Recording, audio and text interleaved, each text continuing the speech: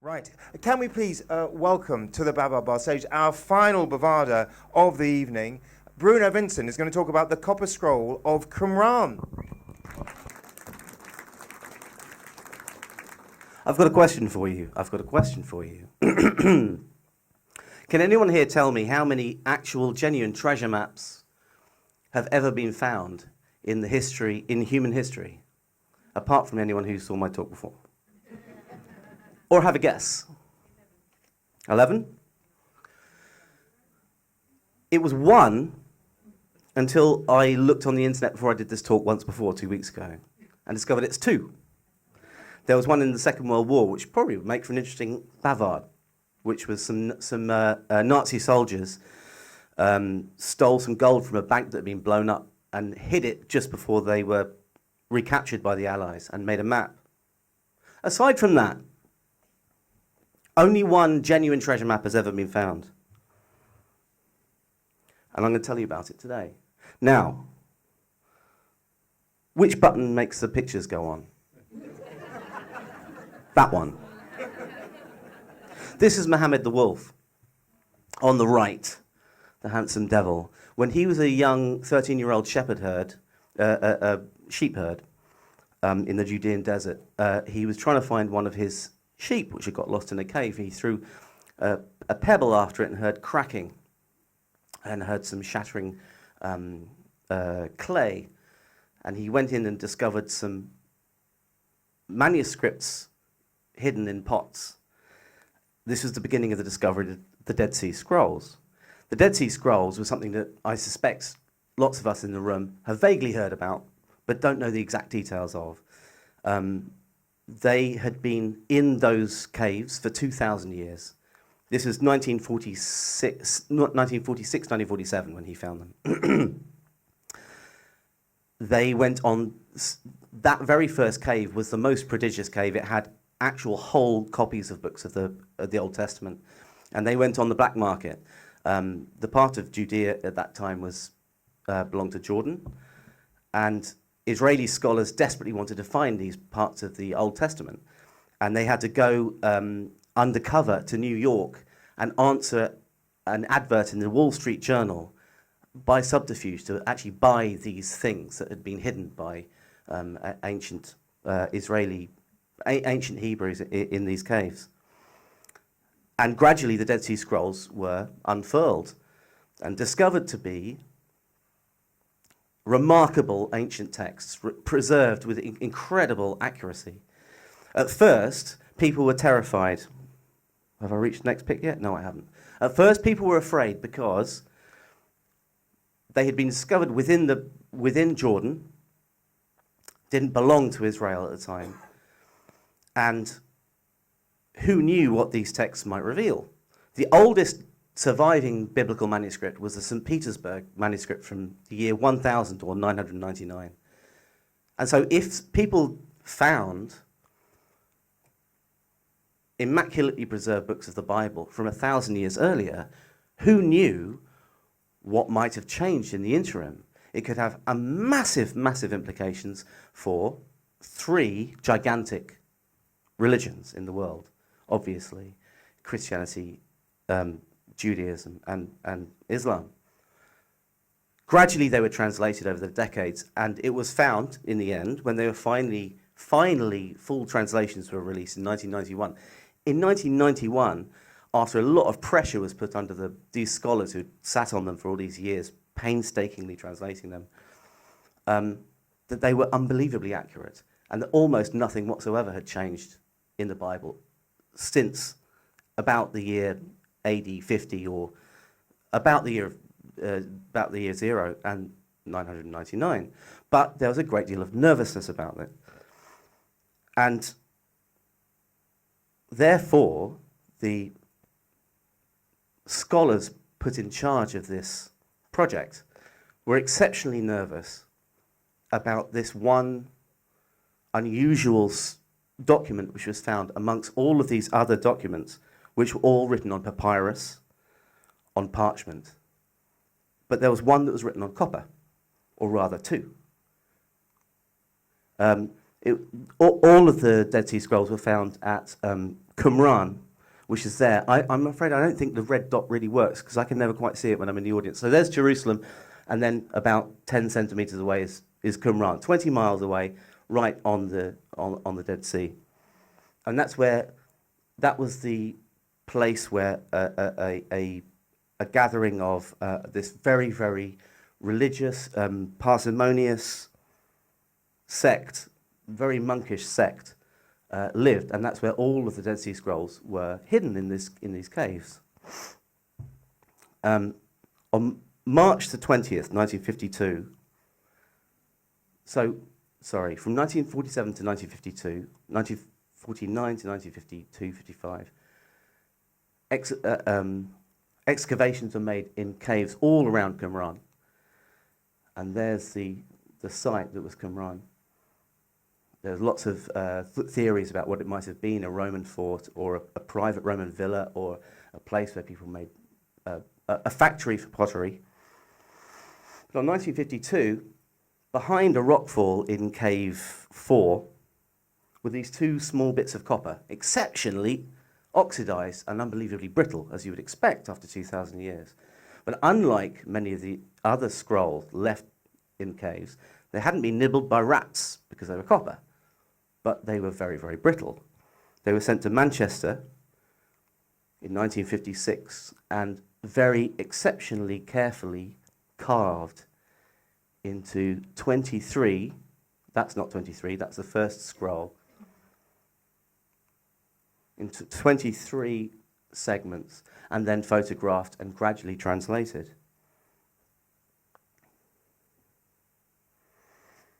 This was a document unlike all of the other Dead Sea Scrolls. All of the other ones were religious texts, rules for living, prayer, legal documents. This was a treasure map. It consists of, it's not a visual map like in, not Robinson Crusoe, Treasure Island. It's a list of locations of treasure, 64 of them. And it was restored, weirdly enough, by Électricité de France, EDF, in a very clever process which I'm running out of time to tell you about. It doesn't really matter. But they replicated the whole map. There are 64 instructions where to find things. They are maddeningly vague. They say things like, in the place of the two reservoirs, or under the threshold of the crypt, or in the salt pit, which is beneath the steps. Location 44 reads in its entirety, in the enclosure of the waters that are close to the vault of the drain, at the broad place of their outflow, dig 7 cubits. There you will find 9 talents.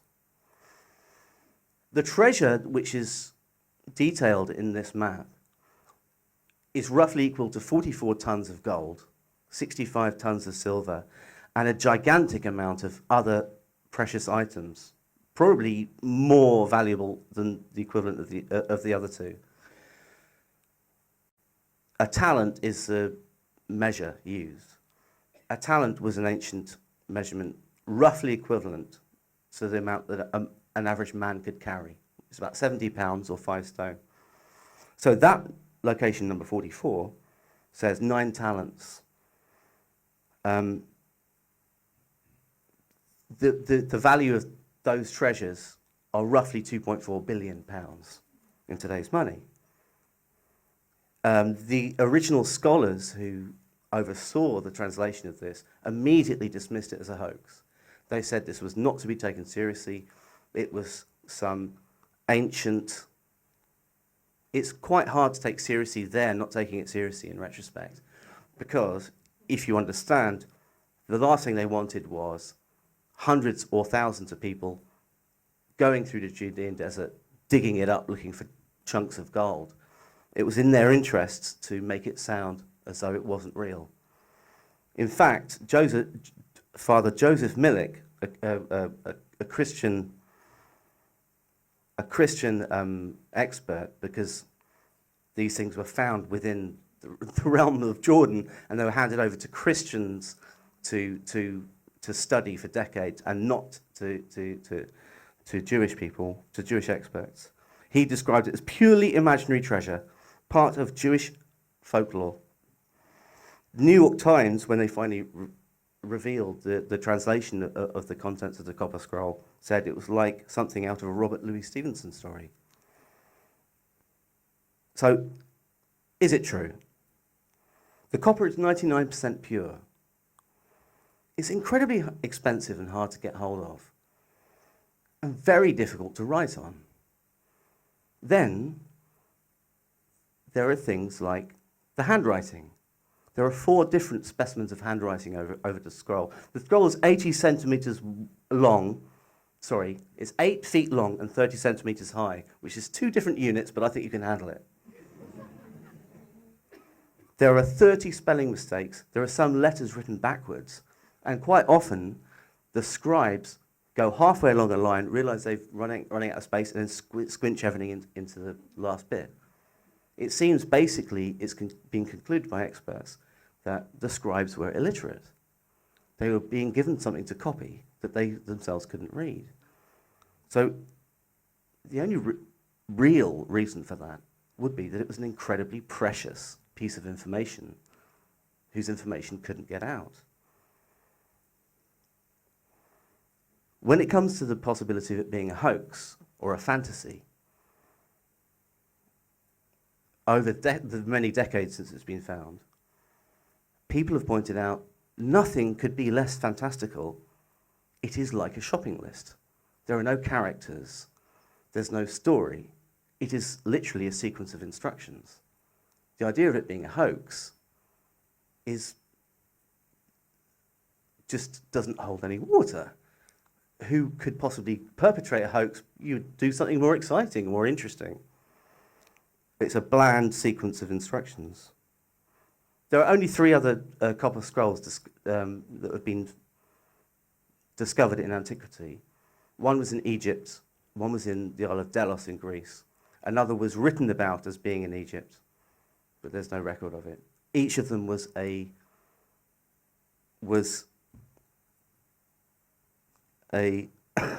temple inventory, a list of treasures that had been kept by either a country or a king. So where are these places? They are so vague. In fact, it's possible that it's just an aid memoir for someone who already knows the general location within which they can all be found. Several of the places have actual names in them, and they are around the Jerusalem temple, where I expect we all understand you can't go around and dig and start digging things up. This is one location named in the Copper Scroll, which still has the same name today as it did 2,000 years ago, which is Absalom's temple. And it's named as having some treasure right there. I haven't written down the exact location, but it's often these locations named involve digging down remarkable lengths, like 5 cubits, 7 cubits. So it's sort of 15 feet down into rock or into sand.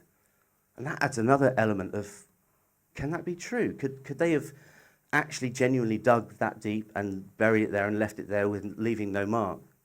Which is another mystery. How long have I got? 13 minutes. All right, not too bad.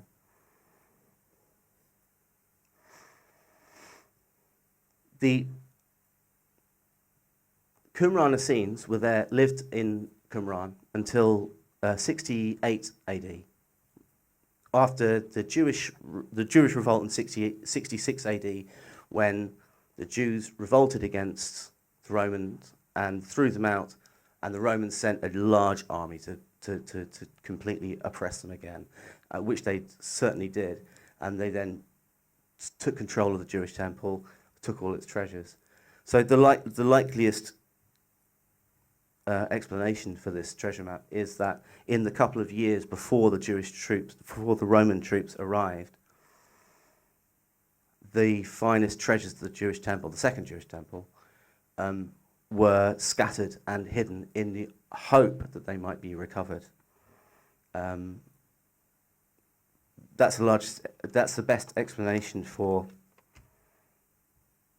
how so much valuable gold and vestments. The other thing I haven't had a chance to tell you about is there are so many things where it's vestments and sacrificial platters and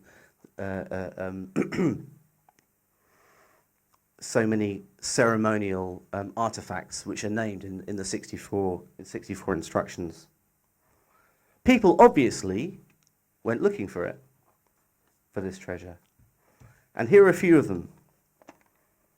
I only got a picture of one of them. That's John Allegro. The first was John Allegro. He was essential in helping the scroll get cut up in the first place in a way that it could be read, because people were afraid if they started trying to read it, it would simply dissolve into dust and nothing would be heard. So he genuinely did help in getting it making able to be read. He was an amoral, manipulating self-publicist. He spoke to the press about the fact that the Qumran Essenes may have been the location that Jesus had lived at, which it definitely wasn't. And the rest of the research team got fed up with him and shunned him entirely and denied any credit for anything that he had done in all of their publications. So he went bonkers, basically. He cozied up to the King of Jordan, got permission to dig near Qumran in 1961, looking for treasure in present-day Hyrcanium, which is almost certainly the ruin mentioned in the first location, the Valley of Achor. He found nothing, grew increasingly conspiracy-minded, and as decades went past, started talking about Vatican cover-ups, because these were Catholic priests, managing the research, this ancient research. And he finally went totally bonkers, writing a book in 1996 where he explained that all religion came from people ingesting magic mushrooms and destroyed his career. The second person to go searching for the treasures of the Copper Scroll was Professor Vendell Jones, a bad-tempered and self-aggrandizing ex-Baptist minister and archaeologist, someone who was so deeply religious, or rather fundamentally Christian, that while he was still in the womb, his mother used to read Old Testament to him using a foghorn. What's it called? Like used to read to it while she was still in the belly. Not even saying it to him, like blasting it out to him. He's dug in the 1970s and 1980s, without permission. He found a jar of balsamic oil, which he claimed was from the Temple of Solomon. It wasn't. Then the authorities realized he'd used a bulldozer to help him excavate, and he was thrown out of Israel. George Lucas and Steven Spielberg were afterwards obliged to say publicly that Indiana Jones was not based on him. The third was Bob Morgan, a Continental Airlines pilot from Missouri. He found an unbelievably fascinating hole dug near Hyrcanium, which went diagonally down 300 feet. And he excavated it alone at night, illegally, until he reached the end. He ended up getting funding after he got chucked out and came back. Went right to the end, found an empty room. There was nothing in it. But there was something fascinating about it, because if you stood at the bottom of that hole and looked all the way up, you could see the North Star. It was extraordinary. No one knows what it means or why it's there. He went home penniless.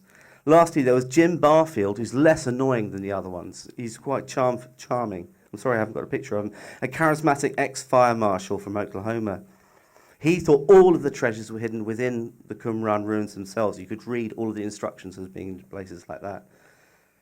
He had led several failed excavations until he got hold of a cutting-edge metal detector, and then took readings by subterfuge while pretending to go on a guided tour, which showed giant amounts of precious metal at Qumran, equaling roughly the treasures of the Copper Scroll. Days later, before anything could be progressed from that, political violence broke out, and he's never been allowed back, and the Israel Antiquities Commission are not interested in pursuing it.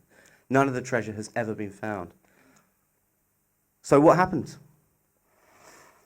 The final location on the map is number 64. In the cavity in the bright place north of Koklit, a duplicate of this document will be found, and an explication and their measurements and a detailed inventory of everything one by one. So this map that we have was a backup. There was another. So it was an aide-memoire The other one may have been found with more detailed explanations and therefore all the treasures dug up. But in my last minus 10 seconds, I think there's a more obvious answer, which is 3 decades after the Jewish revolt of 66 to 68, 4 decades after, there was a kingdom called Dacia in present-day Romania, and that was going to be taken over by the Romans. They knew it. They knew the Romans were coming. And the king of Dacia, Decebalus, wanted his treasures hidden. He had a river diverted. He hid the treasures at the bottom of the river. He had the river re-diverted over it. And all the workers on that project he had killed. And then he committed suicide. And when the Romans came, they found it anyway. So, common sense says the Romans got the treasure. So there you go. It could still be out there. Did they get all 64 locations? Who knows? 21 minutes 09.